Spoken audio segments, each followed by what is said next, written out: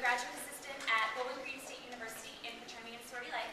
I did my undergraduate work at Northwestern University, and I'm also a member of Delta Zeta. So throughout my experience in both as a member of a sorority and women's organizations, no matter what personality types we might differ on, somehow it always seems to come into our dynamics. So hopefully today what we'll do is we'll look at exactly what is a Mean Girls culture, what creates it, why does it happen, and then we're also going to look at how to overcome it both personally and as a whole group.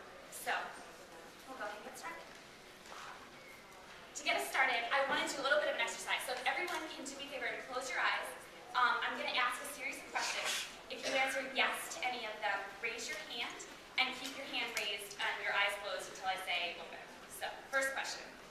Have you ever been part of a clique? Have you ever been hurt by another woman's words? Have you ever felt bullied by another woman?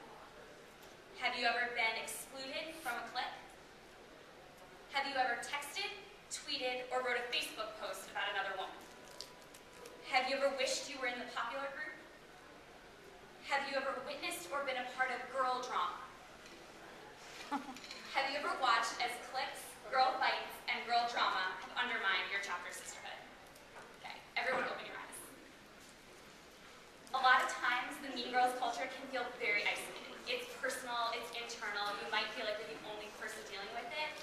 It's common, everyone, you're not alone. So that's kind of something that I wanted to make sure that everyone felt like different aspects of what's a Mean Girls culture. So technically, if you look at different research literature that's out there, what we call Mean Girls culture is female relational aggression. So relational aggression is the use of relationships to hurt another, a way of verbal violence instead of using fists to inflict damage.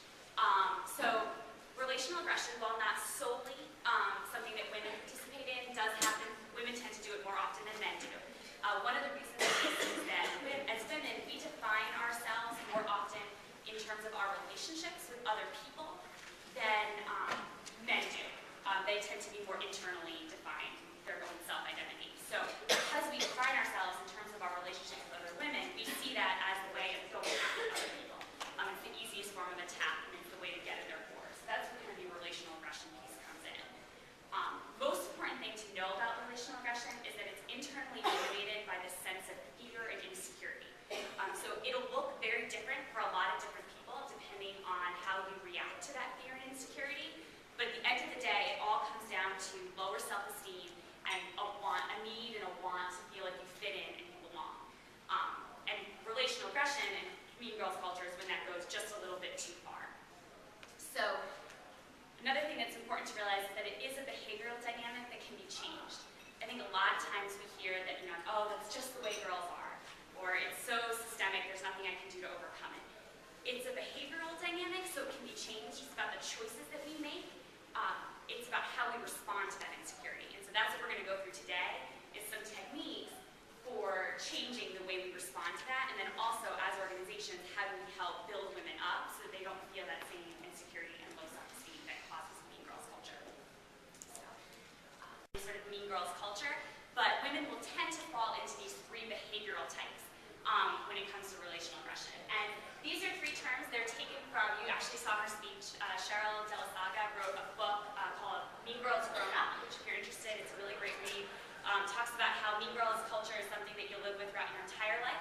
It doesn't just end in middle school and high school. But those are the terms that she used, and we're going to continue to use them today. But you can also hear sometimes they'll use the words bully, bystander, and victim. There's a lot of different language out there. But the key is that all three of these women, while they may appear very different on the outside, are actually very similar because they're all facing the same issues of insecurity and low self-esteem. It's how they choose to respond to them that separates them. So what's going on in that scene?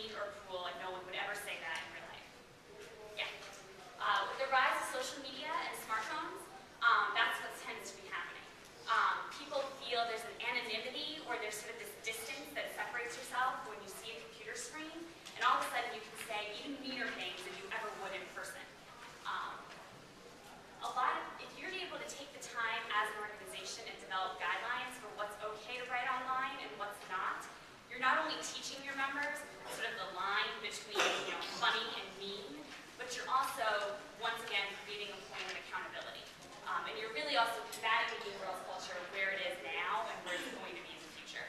More and more of it is heading online or via smartphones, text messaging, that sort of thing. And then the last step, once you've sort of confronted it as a chapter, you need to start to create an inspiring environment. You need to create an environment where the Mean Girls culture isn't going to come back. So you're going to want to celebrate members